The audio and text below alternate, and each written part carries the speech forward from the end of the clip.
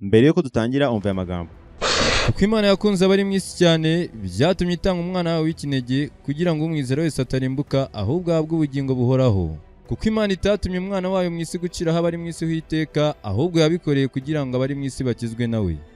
Ibi biri muri Yohana ibice 3 umurongo wa 16 kugeza kwa 17. Inkuru ya Yesu iboneka mu butumwa bwiza bwanditswe na Luka.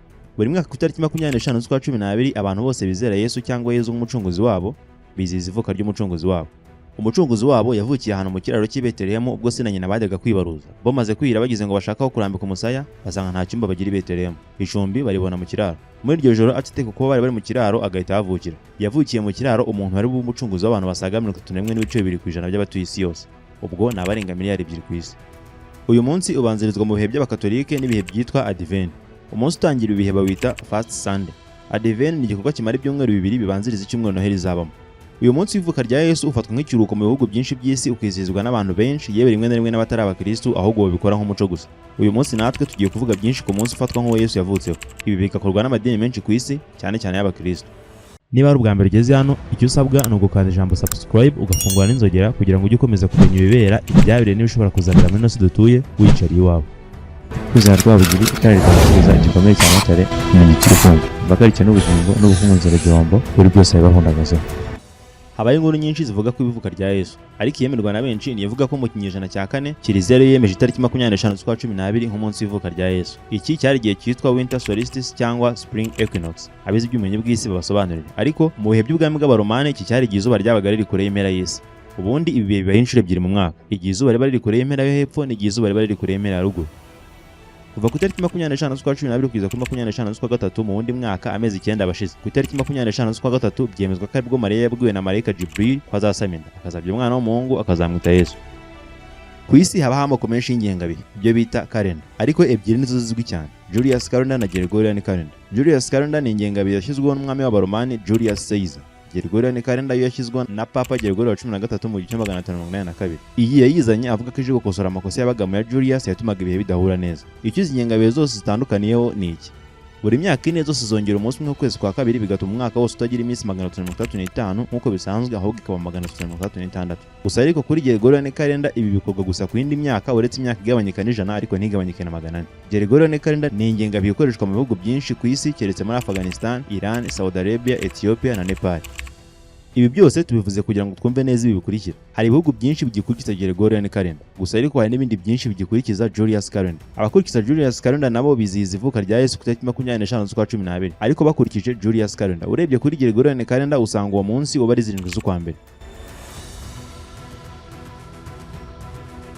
Ijambo Christmas ni impene ya Christ's Mass, iteraniro rya Kristo. Ijambo Christ riva ku kigereki Christos, rigira igihe bararo gisobanurwa nka mensi. Mu kinyejana cya 2 abantu bizizaga n'ubundi ivuka rya Yesu ariko batemeranya neza kuri uwo munsi. Inyandiko za hafi zashyize itariki y'amavuko ya Yesu ku itariki 25 z'ukwa 12 zitwa Chronography of 354 cyangwa Calendar of Philocharis. Izi ni inyandiko zirimo amakuru menshi ku bihe bya kera n'ingengabihe zaho. Zanditswe zandikiwe muri 1954 umuherwe w'umuromani kandi wari umukristo Valentinus. Yazandikiwe na Furius Dionysius Philocharis. Inyandiko ya nyayo yanditswe yarabuze ariko hari kopi zazo arizo zigikomeza gusoma. Muri izi nyandiko hari aho uwo munsi wa 25 z'ukwa 12 bawita Sol Invictus, the Invisible Sun, ivuka ry'izuba. Abanyamateka bemeza ko uyu munsi washyizweho na Papa Julius wa Mbere wabaye Bishop wa Roma kuva muri 1934 kugeza muri 1952.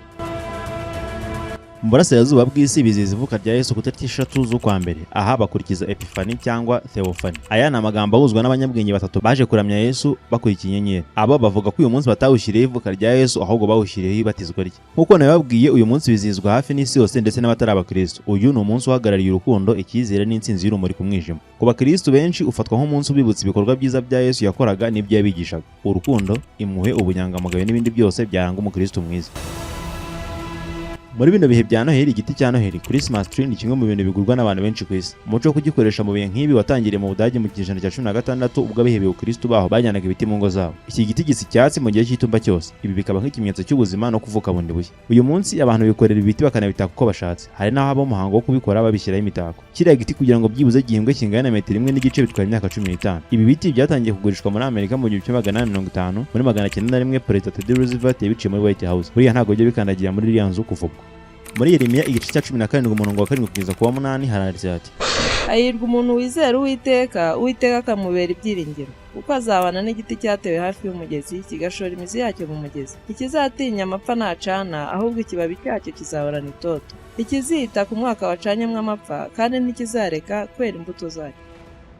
Muri bino bihe byo kwizihiza uyu munsi, guhana impano ni kimwe mu bikorwa bifatwa nk'umuco n'abatari bake. Bivuga ko uyu muco wakomotse ku banyabwenge batatu baje kuramya umwana Yesu wari wavutse. Aba baje bazaniye uyu mwana impano. Kuva icyo gihe rero bifatwa n'abatari bake ko gutanga impano kuri uyu munsi ari igikorwa cy'urukundo ndetse n'imibanire myiza hagati y'inshuti n'imiryango. Kugura impano zo kuri uyu munsi ni kimwe mu bikorwa bigora ababikora kubera ko baba bakeneye kugura impano izashimisha uwo izagenerwa. Mu gitondo cyo kuri 25 z'ukwa 12 abantu benshi bafungura impano zabo bazihereza aho bazigeneye. Ibi bigasiga ibihe by'ibyishimo bitazibagirana byoroshye mu mitwe y'ababikoze. Muri Bibiliya muri Matayo ibice 2:11 haranditse hati: bageze mu nzu basangamo umwana hamwe na nyina Mariya, barapfukama baramuramya, maze bahambura imitwaro yabo, bamutura amaturo y'izahabu n'icyome n'ishangi. Santa Cruz, Saint Nicholas, Father Christmas cyangwa Santa. Aya ni amazina y'imwe mu mashusho akunzwe kandi akoreshwa cyane mu birori bya Noheli ku isi hose. Ifoto ya Santa Cruz ikomoka kuri mutagatifu Nicholas. Uyu yabaye bishop muri Kiliziya Gatolika, akurikirwa ku kuntu yakundaga abakene kandi akagira ubuntu butagira benshi. Iki gihe rero Santa agaragara yambaye imyenda y'umutuku ari guha abana impano. Inkuru ya Santa Cruz igaragaza icyo gutanga udategereje inyungu uzavana ko wahaye bisobanuye. Abana benshi hirya no hino ku isi bandikira Santa amabaruwa menshi arimo ibyifuzo byabo ndetse akanagaragaza icyizere. Mu Bakorinto ba 2 igice cya 9 umurongo wa 7 haragira hati: umuntu wese atange nk'uko abigambiriye mu mutima we, atinuba kandi adahatwa, kuko Imana ikunda utanga anezerewe. Nk'ibindi birori byose ku ino hino aho bakunda kuhacuranga indirimbo nyinshi ariko zitandukanye n'izisanzwe. Silent Night, Jingle Bells na Hark ziri mu z'imbere zikunzwe ku isi. Kuririmba zino ndirimbo bitangira nk'igikorwa kigambiriye gusangiza ibyishimo n'urukundo mu bantu. Amakorali menshi asura ahantu agiye kuririmbira yo gusa. Ibi bigasiga ibyishimo mu bari aho. Mu ndirimbo zikunda gucurangwa cyane kuri Noheli harimo iya Mariah Carey yitwa All I Want on Christmas Is You. Izi ndirimbo ntago zituma abantu bishima gusa, ahubwo zibongerera no kwemera. Bibiliya yishimangira imbaraga z'indirimbo muri Zaburi igice cya 95 umurongo wa 1 ivuga iti: muze turirimbire Uwiteka, tuvugirize impundu igitari cy'agakiza kacu. Ibihe bya Noheli bifatwa nk'ibihe byo gufasha no gutanga impano ku bantu, atari ku bantu bo mu miryango cyangwa ku bakunzi baho gusa, ahubwo ku bantu bose babikwiriye. Habaho ibikorwa by'ubuntu nko gutanga ibyo kurya, gutanga impano ku bantu bari mu bitaro no gusura abarwayi mu bitaro. Ibi byose ni ibikorwa bigaragaza urukundo rw'abantu. Ibikorwa by'ubugiraneza bikorwa muri kino gihe byibutsa abantu intego nyamukuru y'iki gihe. Muri Bibiliya mu byakozwe no mu bice 20:35 haragira hati: nabereye icyitegererezo muri byose, yuko ariko namwe mukwiye gukora imirimo ngo mubone uko mufasha abadakomeye, no kwibuka amagambo Umwami Yesu yavuze ati: gutanga guhesha umugisha kurusha guhabwa. Kwizera Rwabugiri itara ritanga igikomere cya Mutare, ikimenyetso cy'urukundo. Bakarikira n'ubugingo n'ubukungu nzira igihombo, buri byose bibahundagazeho.